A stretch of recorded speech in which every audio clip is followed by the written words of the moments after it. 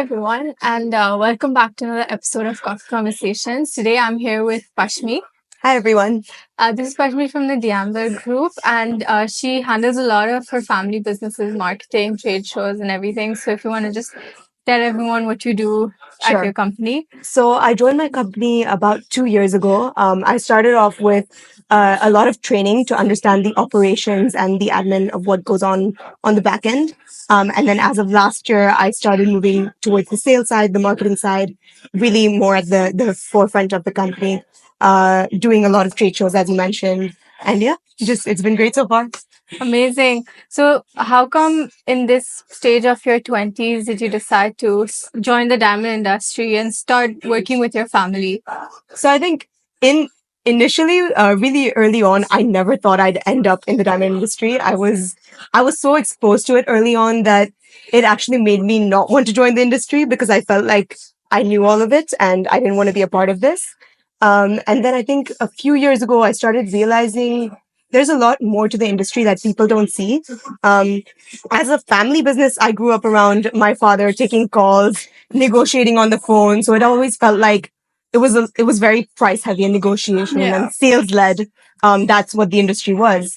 But then later on, I started realizing there's a whole different edge to it, which is this glamorous and luxurious industry, which actually does need some creativity to it. And that's where I thought I can come in and share this new perspective that they've probably been lacking in the past. Yeah, for sure. I mean, I agree with you because same with me. I've seen my dad work in the diamond industry for so many years, and I think with the new age and our new generation, I think a lot of creativity is required to kind of um show our industry in a way that other industries have been doing for years. And I think this is our time to kind of up our marketing, up the way we think about, selling our diamonds. It's not just about the price. It's not just about like how it's made or how it's manufactured, but there's so much more to it. And I think it's amazing that, like we've entered in such a mid 20s era where we've experienced other things in life. And then now we're in the diamond industry kind of using those skill sets and like making the diamond industry appear in a limelight that it has never appeared in before. Yep. So what did you do before you entered the diamond industry? So before I entered, right after I graduated, I was working at a bank. Okay. So I worked in a corporate role for about 3.5 years. Oh wow. I was still dealing with a lot of the marketing side, but it was marketing for financial deals that we made. Yeah. So there was a lot of like the finance side coming in, a lot of the numbers that you were also looking at how you can do the press release to make that deal more attractive and capture your audience. But I think there's a big difference with the diamond industry, with joining the diamond industry. In a corporate role, there's a lot of rules and regulations. There's a rigid corporate structure that you follow. It's a lot of like numbers, facts, figures that will close a deal. Yeah. Whereas in the diamond industry, it's a lot more intuition. It's an experience, and it's a lot about your relationship, For sure. which is what matters in securing a deal. Yeah. I think the biggest change for me is not even the nature of the job, but it's actually what I do day to day. Yeah. In a corporate role, it's very fixed. I know today I'm doing this in a bank, tomorrow I'm doing the same thing. Yeah. So I knew exactly how every day looks like. Yeah. Whereas coming into the diamond industry, especially it being part of my family, you're involved in so many different aspects. Yeah. Like one day you're at a trade show negotiating deals. Yeah. One day you're doing the branding strategy. The Yeah. other day you're taking interviews and you're the HR. Yeah. So there's a whole different side to it, and every day is like it's not expected. I think there's a lot of learning that comes with it, and I think that's what keeps you engaged. That's the good part of this role. Yeah, for sure. I think working at a bank obviously must have been demanding, but I think For sure. working in the diamond industry is as demanding because you just never know what's going to happen next. Always like on edge. tomorrow something will happen and like you'd have to change your whole weekly plan, or like you have a show but then the show doesn't go through, or you have a good show and you want to do it again, or you have a bad show and you never want to do it again. You never know what's going to happen on the next Exactly. day. That 9 to 6 or that does not stick. No. Amazing. So, I mean, obviously, both of us being women in the industry, I'm sure you've also noticed that, you work with your family, and I'm sure it's very male dominant in your office as well, just as it is in mine. Have you ever noticed like sly things or little comments or something that makes you feel like, we still need to change a little bit about the industry where we as women can also be at the forefront of it? Definitely. I think you see this every day in the industry. There's just this idea that a woman can't be taken seriously. Yeah. And they always, even when it comes to negotiation, pricing, sales, there's this conception that the natural negotiators are always men. Yeah. So even if, suppose you're trying to close a deal or talk about something, they'll naturally just divert to the male to get that approval, or Yeah. that confirmation. Yeah.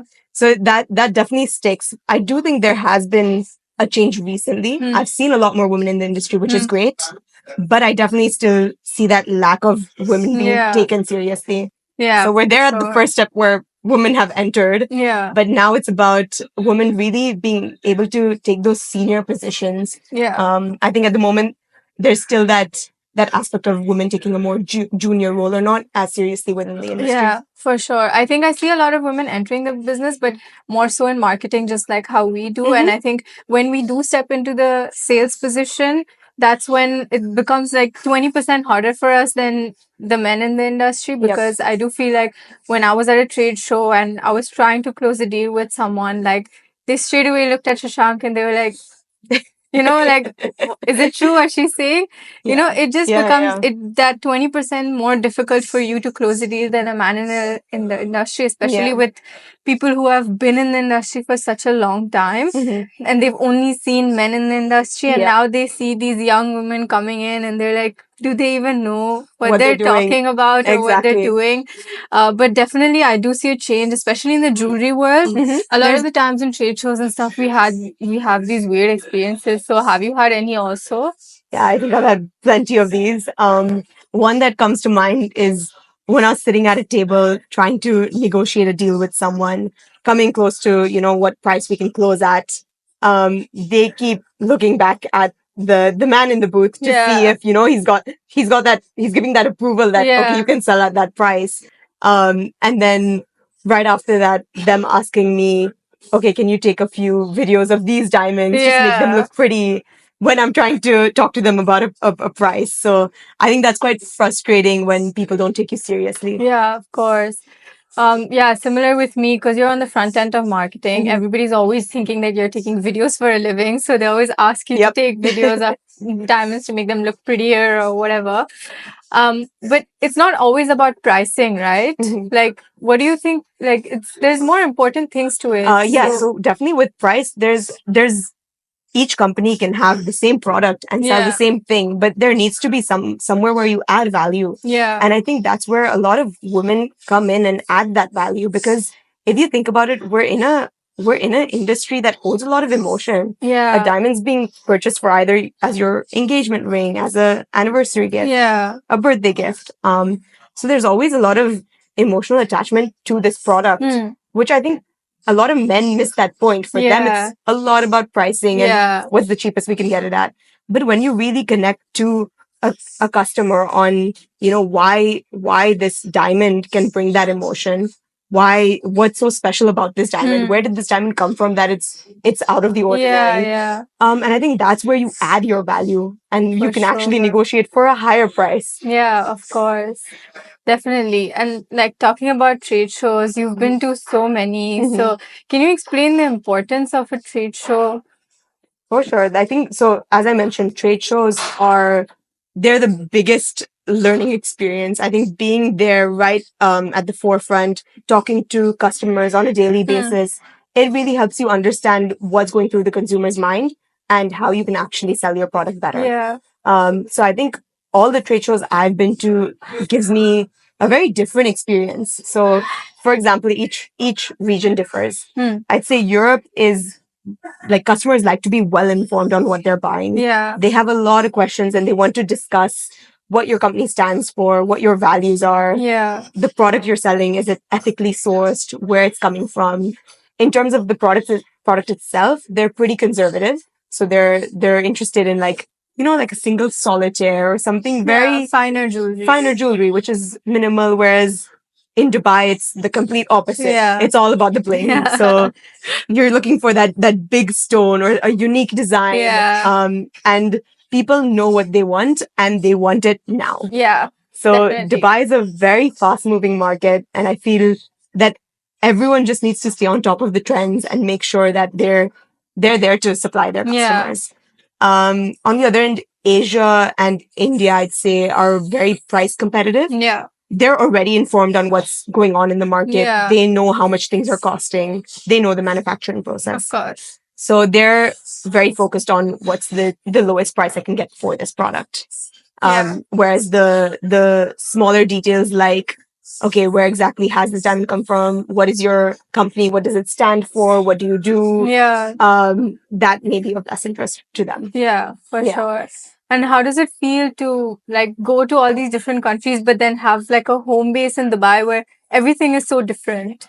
I think you just have to. It's a different. It's like having multiple personalities. You kind of, as soon as you're in a different trade show, you turn on a different switch. Yeah. You know what the consumer's thinking. You have to start thinking that way. Yeah. And then as of soon as course. you're in another market, you got to You change change that it around. again. Yeah. Oh, amazing. So, how do you think the future of these trade shows or women in the industry, or even like the diamond industry as a whole, like lab grown, natural, all these things, how do you predict yourself in the future from now, like say 5, 10 years down the line? So I see the industry is becoming a lot more collaborative because I think that's what's needed to make this industry what it used to be. Yeah. Because now we're seeing a lot of different companies come in, but not everyone's vision is aligned. So I do think that I'm seeing and I'm going to hope that a lot more people get involved in these collaborations, work together to move forward. In terms of trends, I see both lab grown natural, both coexisting, Yeah. everyone being well informed on what the true products are. In terms of women, I do hope to see more women enter the industry Yeah. and really just take the industry to another level because they've brought this new perspective. So really make that change where branding and marketing, even though they're seen as softer roles or softer sides of the industry, which is sometimes not translating into revenue, they really do. So Yeah. I hope that women start realizing that it is a big part of your business. Yeah. And that this is, in the end, this is actually what's going to help your business. Definitely. Yeah. It's been amazing talking to you. Thank you so much for joining us. Thank you for having me.